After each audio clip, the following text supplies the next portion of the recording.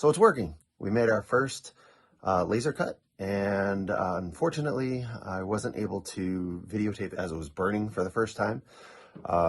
We ended up having a bit of a surprise that we put some gaffing tape on the end of the laser, hoping that we'd be able to see if it was burning or not.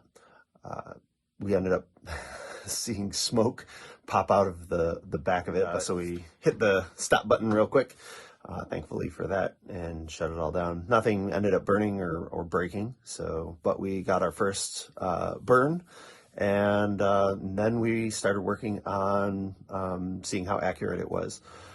We found out that the stepper motors weren't set up. It has some dip switches in the back, and those dip switches were set to go at different speeds. So it was traveling in the X direction twice as long as it was traveling in the Y direction. So we were kind of getting rectangles instead of what we were expecting, which was a square.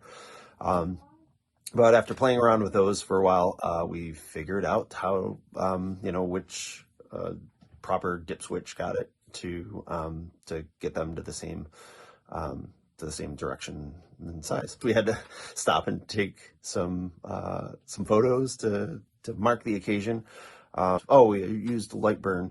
It has a test function in there. I ran that test and it performed flawlessly. And so yeah, now as you can see, I'm in a different location. This is my basement here. So this is where all of the videos will be done from here on out.